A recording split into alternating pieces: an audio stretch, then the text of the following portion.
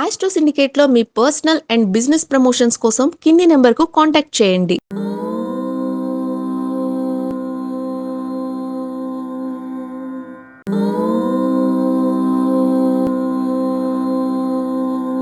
ఈరోజు మనము కంటిన్యూగా చెప్పుకున్నటువంటి ఏ తిథిలో పుట్టిన వాళ్ళు ఎటువంటి లక్షణాలు కలిగి ఉంటారు సూచనప్రాయం. నేను చెప్పాను కదా, ఏది కూడా ఇష్టం వచ్చినట్టుగా నేను చెప్పేది ఉండదు. మనకి జాతక పారిజాతంలోని ఇతరత్ర ప్రామాణిక గ్రంథాల్లో ఉన్నటువంటి శ్లోకాలని చెప్తాను తప్ప ఆ శ్లోకయుక్తంగానే అంటే గాడి తప్పి నేను బయటికి రాను. నేను ఆ గాడిలోనే ఉంటాను.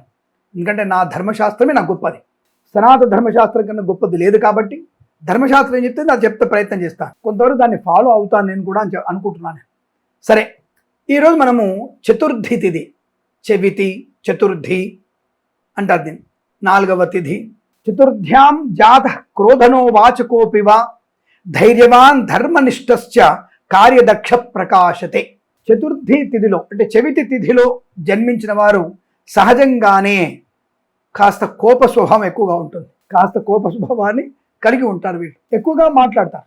ఎక్కువగా మాట్లాడడం వీళ్ళ పని. అసలు మాట్లాడడం ప్రారంభం చేస్తే అసలు కంట్రోల్ కాదు వీళ్ళు. మీరు బాగా గుర్తుపెట్టుకోండి, మీ చతుర్థి తిథిలో పుడితే ఇది ఖచ్చితంగా మీకు ఉంటుంది. కోపం రావడం, ఎక్కువగా మాట్లాడడం. దీన్నే ఇందా చెప్పే శ్లోకంలో చతుర్థ్యాం జాత క్రోధనో వాచకోపివా అంటే వాచక ఒల్లుతూనే ఉంటాడు. అంటే భాషలో చెప్పాలంటే తెగ వావుడికాయర వాడు, వావుడు గత్తే అది, మాటలు ఎక్కువ చేతులు తక్కువ అంటుంటారు సరా.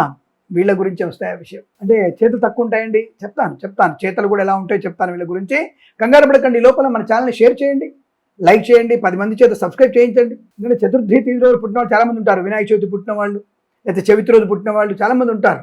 వాళ్ళందరూ కూడా చూసుకొని ఆనందపడతారుగా, ప్రణాళికలు కూడా వేసుకుంటారుగా. వెంటనే షేర్ చేయండి, లైక్ చేయండి, మీ స్టేటస్లో పెట్టండి. ఇప్పుడే తెలిసి మీ యొక్క సింపుల్ క్షణమే కదా, పెట్టండి మర్చిపోకండి. సహజంగానే కాస్త కోపం ఎక్కువ ఉంటుంది, మాట్లాడే ఎక్కువ ఉంటుంది. అత్యంత ధైర్యవంతులు, మొండి ధైర్యం మీకు ఎక్కువగా ఉంటుంది. ధర్మం పట్ల నిబద్ధత బాగా ఉంటుంది.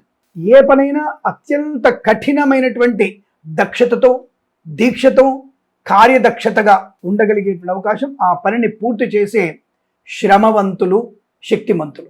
ఈ యొక్క తిథి పేరేమిటి? చతుర్థి, చవితి, 4వ తిథి కదా. ఇది రిక్త తిథి అంటారు దీన్ని. అంటే దీన్ని రిక్త తిథి అంటే ఏంటి? జాగ్రత్తగా గడపాల్సిన తిథి అని అర్థం. అంటే బీ కేర్ఫుల్. దీనికి కానీ ఈ బీ కేర్ఫుల్గా ఉండాలి. ఈ తిథికి విఘ్ననాశనం అంటే విఘ్నాలని నాశనం చేసే గుణం ఉంది. ఏవైతే ఆటంకాలు కలిగిస్తాయో అటువంటి ఆటంకాల నుంచి మనం బయటపడవేయగలిగేటువంటి శక్తి సామర్థ్యాలు ఈ తిథికి బాగా ఉంటాయి. అందుకే మన గణపతి చతుర్థి ఆ రోజు వచ్చింది. ఆయనకే గణనాయకుడు అయ్యాడు. ఎవరు? బొజ్జయ్య. ఈ విఘ్నాలని నాశనం చేసే గుణం ఎక్కువ ఉంది కాబట్టి ఈ రోజున గణపతిని పూజించడం తప్పకుండా మనం ఆయన స్మరణ చేసుకుని వెళ్తే చాలు పనులు అనుకూలంగా అవుతాయి. ఈ యొక్క తిథికి అధిదేవుడు ఎవరు? బొజ్జయ్యనే, గణపతి. లంబోదర లకుమికర అంబాసూత అనే పాట ఉందిగా, హాయిగా పాట పాడుకోవచ్చు.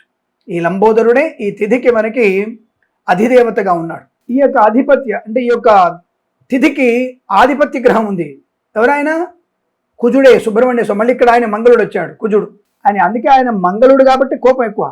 మంగళ స్వభావం ఉన్న వాళ్ళకి, మంగళ గ్రహ ఆధిపత్యం ఉన్న వాళ్ళు కోపము, ఆటంకాలు ఎక్కువ వస్తుంటాయి. హడావుడు ఎక్కువ ఉంటుంది వాళ్ళది, కానీ మంచి గుణం ఉంటుంది. కోపంలో ఉన్నవాడికి నిజాయితీ ఎక్కువ ఉంటుంది. ప్రస్తుతానికి ఈ యొక్క కుజుడు ఈ యొక్క అధిపతి గ్రహం ఈ తిథి కాబట్టి కాస్త శుద్ధ మంది ఎలా ఉంటారు, బహుళ మంది ఎలా ఉంటారో తెలుసుకుందాం.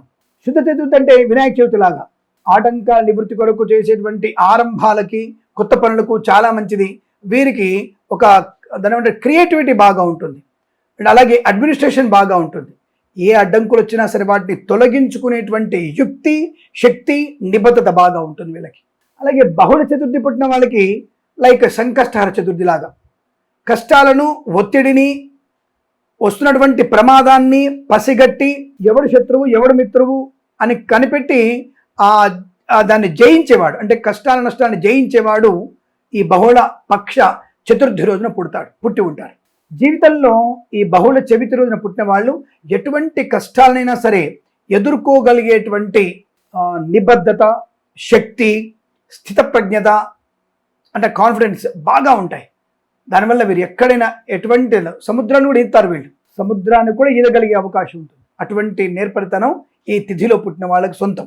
వీరికి గణపతి యొక్క అనుగ్రహం వల్ల, ఆయన యొక్క కంటి చూపు వల్ల, అంటే స్వామివారి యొక్క చూపు వల్ల అసాధ్యమైన పనులని సుసాధ్యం చేసుకుంటారు. కొండని పిండి చేయగలిగేటువంటి శక్తి సామర్థ్యాలు వీళ్ళ సొంతం. పట్టుదల బాగా ఉంటుంది. వాక్పటిమ, శ్లోకంలో చెప్పినట్టుగా వాచక, మాటల గారడి బాగా ఉన్నా మాటలతో ఎదుటివారిని ఒప్పించగలిగే నేర్పరితనం కూడా ఉంటుంది. అతిగా మాట్లాడడం అనే అర్థం ఉంది. మంచి మాటలతో శత్రువును కూడా తన వైపు తిప్పుకోగలిగేటువంటి వ్యక్తిత్వం బాగా ఉంటుంది అని అర్థం చేసుకోవాలి. ఒక్కోసారి మాట తూలి ఇబ్బంది పడే అవకాశం కూడా ఉంటుంది. జాగ్రత్త. నోటు దురుస్తనం అంటారు కదా, అది కూడా ఉంటుంది. జాగ్రత్తగా ఉండాలి. కార్యదక్షత, పని విషయంలో చాలా క్రమశిక్షణ, ఏ పనికైనా పక్కా ప్రణాళిక, టైం టేబుల్ బాగా మెయింటైన్, టైం క్యాలిక్యులేషన్ చాలా బలంగా ఉంటుంది. పంక్చువాలిటీ మెయింటైన్ చేస్తారు. వేగము, నేర్పరితనం, అసలు చాలా మంచి అంటే స్వభావంలో మృదు స్వభావే, కానీ మాటల్లో కఠినాత్మత ఉంటుంది. అలాగే కాస్త ఆలోచన విధానం ఎక్కువగా ఉంటుంది. ఎటువంటి పరిస్థితి సరే ధనాన్ని సంపాదించగల నేర్పరితనం, ధనం ఉన్నా లేకున్నా ఒకేలాంటి మనస్తత్వాన్ని కలిగి ఉండడం, నేను గెలవగలను అన్నటువంటి నమ్మకంతో ఉంటారు. నాకు ధనం వస్తుందనే నమ్మకంతో ఉంటారు. అవసరానికి తగ్గట్టుగా వీళ్ళని ధనాన్ని ఇవ్వాల్సిన వారికి ఇచ్చేసేటువంటి నేర్పరితనం, క్రమశిక్షణ బాగా ఉంటుంది. వీరికి బలం ఏంటి తెలుసా? అంటే స్ట్రెంగ్త్ ఏంటంటే సమస్యలను చాలా ఈజీగా విశ్లేషణ చేస్తారు. చాలా ఏ సమస్య అయినా సరే దాన్ని ఒక చిక్కుదారాన్ని సులువుగా తీసేయగలిగేటువంటి నేర్పరితనం ఉంటుంది, సామర్థ్యం ఉంటుంది, ధైర్యం ఉంటుంది. అపజయాలను తట్టుకునేటువంటి అవకాశం, అప్పు చేసినా తీర్చగలనన్న నమ్మకంతో వీళ్ళు ముందడుగు వేస్తారు. తర్కంతో అంటే లాజిక్గా మాట్లాడతారు వీళ్ళు. అటువంటి లక్షణం. వీళ్ళకు ఉన్నటువంటి బలహీనత ఏమిటంటే క్రోధ స్వభావం. చెడ్డవాళ్ళని ఎక్కువగా ప్రేమిస్తారు, చెడ్డవాళ్ళతో ఉంటారు. అలాగే వీళ్ళ కోపం వల్ల చెడ్డవాళ్ళని ఆకలింపు చేసుకుంటారు. ఇది కూడా వీళ్ళకి కొద్దిగా ఇబ్బంది కలిగే అవకాశం. కుజుడి యొక్క ప్రభావం వల్ల చెడు వైపు వీరు కొద్దిగా ఇబ్బంది పడే అవకాశం ఉంటుంది. అలాగే వీరు కొద్దిగా మొండి పట్టుదల కూడా, మారాన్ చేస్తున్నట్టు పిల్లలు చూసారా, అది కూడా మొండితనం కూడా ఎక్కువగా ఉంటుంది. ప్రతి విషయంలో అతి విశ్లేషణ, లోతుగా వెతకడం వల్ల వీళ్ళు ఇబ్బంది పడతారు. ఇతరుల ఇన్ఫ్లుయెన్స్ లోనవుతారు వీళ్ళు. ఇతరుల ఇన్ఫ్లుయెన్స్కి లోనయ్యేటువంటి అవకాశం ఎక్కువగా ఉంటుంది. కాబట్టి కాస్త వీరితో జాగ్రత్తగా ఉండాలి. వీరికి అంటే ఏ వృత్తిలో వీళ్ళు బాగుపడతారంటే ఐటీ బాగా ఉంటుంది, ఇంజనీరింగ్ బాగా ఉంటుంది, న్యాయవాదులుగా ఉండవచ్చును, రాజకీయ నాయకులు, అలాగే కళలు అంటే ఫైన్ ఆర్ట్స్లో బాగా ఉంటారు, అలాగే మిమిక్రీ చేసే విషయంలో బాగా ఉంటుంది, ఆడిటింగ్లో బాగా ఉంటారు, జ్యోతిష్య సంబంధించినటువంటి విషయంలో బాగా ఉంటారు, వాస్తు సంబంధమైనటువంటి సైన్స్లో, అకల్ట్ సైన్స్లో వీరికి మంచి లాభాలు ఉండే అవకాశం ఉంటుంది. అలాగే అంతరిక్ష పరిశోధన శాస్త్రంలో కూడా వీరికి మంచి ప్రయోజనాన్ని పొందుకుంటారు. అటువంటి వీరికి కలిసి వస్తాయి. అలాగే బిల్డర్స్గా ఉండే అవకాశం కూడా బలంగా ఉంటుంది. మరి వీరు ఎవరిని పూజించాలి? గం గణపతయే నమః. గణానాన్త్వా గణపతి గుం హవామహే కవిం కవీనాముపమశ్రవస్తమం జ్యేష్ఠరాజం బ్రహ్మణాం బ్రహ్మణస్పద ఆనః శృణ్వన్ నోతిభిః సీదసాదనం. గణపతి గారిని పూజించే ప్రయత్నం చేస్తే చాలా అద్భుతంగా ఉంటుంది అన్న విషయాన్ని గమనించండి. వీరు తప్పకుండా చవితి రోజున లేదా మంగళవారం రోజున గణపతికి గరికని సమర్పించడం వల్ల తగిన ప్రశాంతత పొందుకునే అవకాశం చాలా బలంగా ఉంటుంది అని తెలియజేసుకుంటూ, మరి మీరు చవితి రోజు పుట్టారా? అదే అండి, చతుర్థి రోజు పుట్టారా? మీ యొక్క వివరాలు అలాగే ఉంటాయి. ఇందులో మీకు ఎంతవరకు మీకు కలిసినట్టే కనబడ్డాయి వెంటనే కామెంట్ రూపంలో చెప్పండి. అలాగే వీడియో నచ్చితే మీరు 10 మందికి షేర్ చేయండి, లైక్ చేయండి అని తెలియజేసుకుంటూ, ప్రేమతో మీ కిరణ్ శర్మ.